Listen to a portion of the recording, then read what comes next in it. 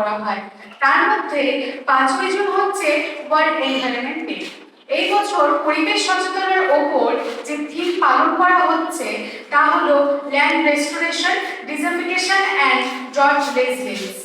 এই উদ্যোগ আমরা নিয়েছি আমাদের মাননীয় অধ্যাপক ডক্টর চন্দন রায় স্যারের সুপরামর্শে, এবং আমরা এডুকেশন ডিপার্টমেন্টের সমস্ত স্যার ম্যামেদের সহায়তায় এই থিমের উপর একটি ছোট পথনাট্য উপস্থাপন করছি, যা আমাদের খুব কাছে থাকা একটি নদীর সচেতনতাকে কেন্দ্র করে করা হয়েছে, যার নাম দেওয়া হয়েছে ফিরিয়ে দাও কুলিকের গ্রামে।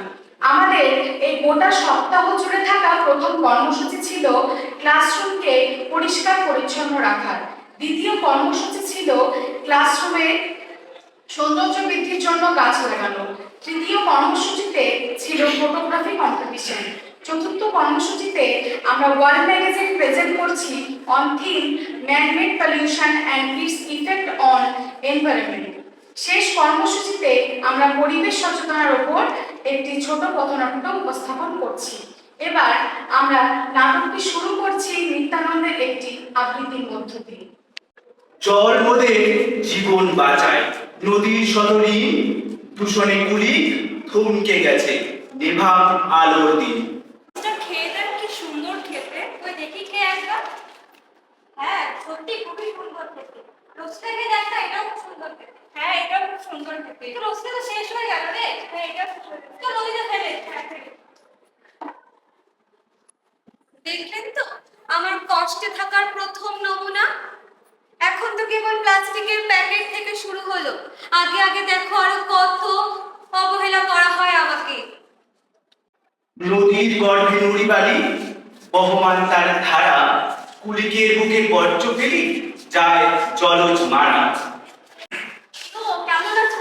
ভালো, তুমি বলো কেমন আছো? আমিও ভালো আছি। আচ্ছা, এখন নোংরা করতে জমিয়ে কোথায় যাচ্ছ? এই তো বাড়ির সব নোংরা আবর্জনাগুলো সামনে নদীতে ফেলতে যাচ্ছি। ঠিক আছে, আসো। আচ্ছা।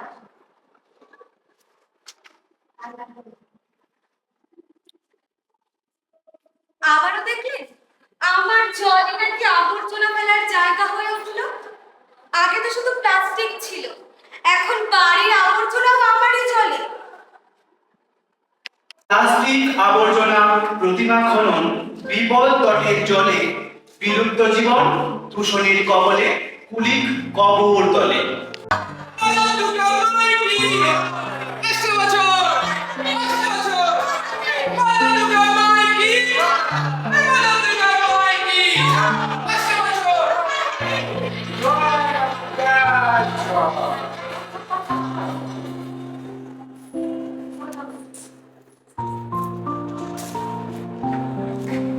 পুজোর আনন্দ করে চলে গেল, আর সমস্ত বোঝা আমার উপর ফেলে গেল।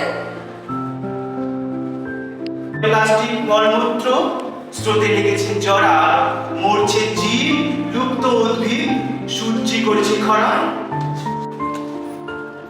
কি গো, তোমার আজকে এত লেট হলো যে? হলো না, বাড়িতে এত কাজ, তা তোমার এত দেরি হলো কেন? আমারও গাড়িতে খুব প্রচন্ড কাজ। তো বাড়ির পাশে ভালোই হয়েছে বলো। হ্যাঁ, এখন ওটা আলোচনা কি বলেছিস, আমাদের কাজটাও হয়ে যাচ্ছে, আবার কাজও হয়ে যাচ্ছে। একদম ঠিকই বলেছো। চলো তোরা খেয়ে যা। ঠিক আছে, আবার চলো। আমি কুলিক, আমি জীব জগতের জীবনদাতা, আর আমাকেই লাঞ্ছনা করা হচ্ছে। এই মূর্খ মানুষ্য সমাজ, এরা শিকার হচ্ছে নিজেরা নিজেরই, আর এর মাসুল দিতে হচ্ছে এই ছোট্ট ছোট্ট পশু পাখিদের। এইভাবে চলতে থাকলে আমি বাঁচবো কি করে?